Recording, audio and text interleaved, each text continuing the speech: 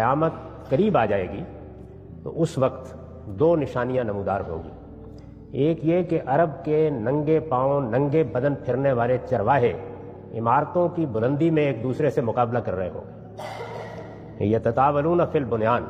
اور دوسرے یہ کہ ان تلد الامۃ ربتہا،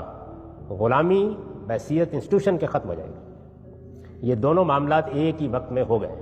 اور اب انسان ان کو دیکھ سکتا ہے اور رسالت مآب صلی اللہ علیہ وسلم کے الفاظ کو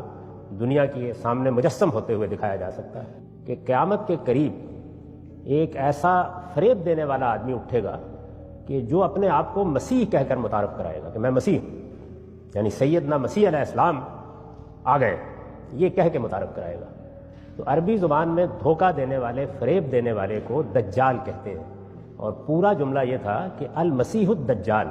یعنی وہ آدمی جو اپنے آپ کو مسیح کہے گا لیکن وہ جھوٹا اور فریب کار ہوگا۔ یہ پیشین گوئی کی گئی تھی اور نہیں کہا جا سکتا کہ یہ کب پوری ہو جائے، لیکن جو پوری بات ہے وہ یہ ہے۔ اگر آپ اس لحاظ سے دیکھیں کہ مسلمان بھی اگر آپ ان سے پوچھیں تو حضرت مسیح کے آنے کا انتظار کر رہے ہیں، مسیحیوں سے اگر آپ بات کریں تو ان کے ہاں بھی اس کا تصور موجود ہے۔ یہود میں چونکہ حضرت مسیح کو مانا ہی نہیں تھا تو وہ بھی ابھی تک اس مسیحا کا انتظار کر رہے ہیں جو انہیں داؤد کی سلطنت دوبارہ دے گا۔ تو اس وجہ سے یہ بالکل قرین قیاس ہے کہ کوئی شخص غیر معمولی صلاحیتوں کا حامل یہ دعویٰ کر ڈالے۔